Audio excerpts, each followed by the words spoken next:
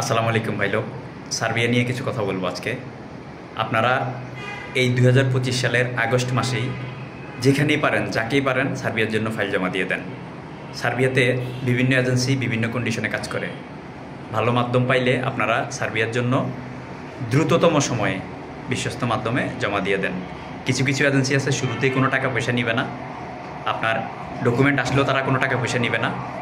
তারপর অ্যাপ্রুভাল হইলেও অনলাইন করতে কোনো টাকা নিবে না, অ্যাপ্রুভাল হইলে তারা একটা অ্যামাউন্ট নিবে আর স্টিকারের সময় একটা অ্যামাউন্ট নিবে।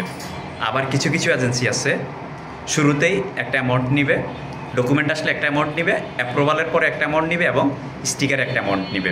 আবার কিছু কিছু এজেন্সি আছে আপনার শুরুতেই কোনো টাকা নিবে না, যখন ডকুমেন্ট আসবে তখন টাকা নিবে আর অ্যাপ্রুভালের টাকা নিবে এবং স্টিকারের টাকা নিবে। আমার কথা হচ্ছে যে কন্ডিশনে কাজ করুক না কেন, যদি কাজ করার সক্ষমতা থাকে, ইউরোপের লোক পাঠিয়েছে আগে বা ইউরোপের লোক পাঠানোর লিঙ্ক লবিং থেকে থাকে, আপনারা যাচাই বাছাই করে জমা দিয়ে দেন।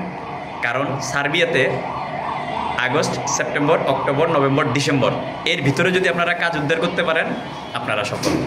আর যদি কোনো কারণে কাজ উদ্ধার করতে না পারেন তাহলে সার্বিয়া শ্রমবাজার আমার মনে হয় না যে 2026 সালের মাঝামাঝির পরে গিয়ে কন্টিনিউ থাকবে। কারণ আমরা বিগত দিনে দেখেছি কাজ করতে গিয়ে, যেমন ক্রোয়েশিয়া একটা সময় হিউজ পরিমাণ ভিসা দিয়েছে, কিন্তু যখন লোক গিয়ে পালিয়ে গেছে তখন কিন্তু ভিসা বাংলাদেশিদের জন্য বন্ধ করে দিয়েছে। আমরা এমনও দেখেছি যে বাংলাদেশি আবেদনকারীদেরকে একই কোম্পানির ভিসা দেয় না, কিন্তু নেপালিদেরকে সেম কোম্পানির ভিসা দিয়েছে। তো এটা হচ্ছে আমরা পালিয়ে যাওয়ার কারণে আমাদের এই সমস্যাটা হচ্ছে। আমাদের প্রতি ওই দেশের সরকারের বা ওই দেশের কোম্পানিগুলোর মন উঠে যায়, অনীহা চলে আসে। তো ঠিক সার্বিয়া শ্রমবাজারটাও এখন কিন্তু ভিসা হচ্ছে, 2024 সালে কিন্তু ভিসা হয় নাই। যারা 2024 সালে ভিসা করে দিতে পারে নাই তারা 2025 সালে এসে ভিসা করে দিতে পারতেছে। কেন করে দিতে পারতেছে? কারণ ভিসা হইলে সবার জন্যই হবে, আর না হলে কারোর জন্যই হবে না।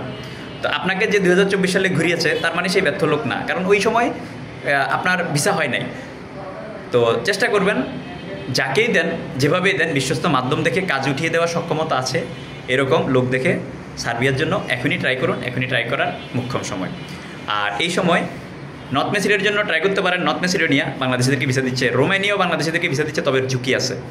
ইন্ডিয়া যাওয়া লাগে, ইন্ডিয়া গিয়ে যদি আপনি কোনো কারণে ভিসা না পান অনেক ঝুঁকি, অনেক টাকা, আপনার 1.5-2 লাখ টাকা লস হয়ে যাবে। তো আমি মনে করি যেহেতু রোমানিয়াতেও কিন্তু আপনার ইন্টারভিউ হয়, বা আপনি পর্তুগালে এখন বাংলাদেশিদের ভিসা দিচ্ছে, সেটার জন্য কিন্তু আপনার ইন্ডিয়া যেতে হয়। তো তার থেকে সবচেয়ে হ্যাসেল ফ্রি হচ্ছে সার্বিয়া কোনো ইন্টারভিউ হয় না, ইন্ডিয়াতেও যাওয়া লাগে না। আপনি বাংলাদেশে যে কোনো এজেন্সিতে জমা দিবেন, তারাই অথরাইজেশনের মাধ্যমে ভিসা করে নিয়ে আসবে। তো এর চেয়ে সুবর্ণ সুযোগ আর কিছু হইতে পারে না। কারণ বাংলাদেশিদেরকে যদি ইন্টারভিউর মাধ্যমে ভিসা দেওয়া শুরু করে তাহলে আমরা কিন্তু ইংরেজিতে দুর্বল, আমরা কিন্তু ভিসা পাবো না, বা আমাদেরকে ভিসা দিবে না, বা আমরা ওইভাবে দক্ষ লোক না। তো এই জন্য আমি বলবো এখনই মোক্ষম সময় সার্বিয়াতে ট্রাই করার। ভালো মাধ্যম পাইলে এখনই ট্রাই করুন। ধন্যবাদ। প্রবাস এবং প্রবাসী রিলেটেড নিত্য নতুন তথ্য এবং আপডেট পেতে আমার আইডিটি ফলো দিয়ে আমার সাথে যুক্ত থাকার জন্য বিশেষ অনুরোধ রইল। আসসালামু আলাইকুম রহমতুল্লাহি ওয়া বারাকাতুহু।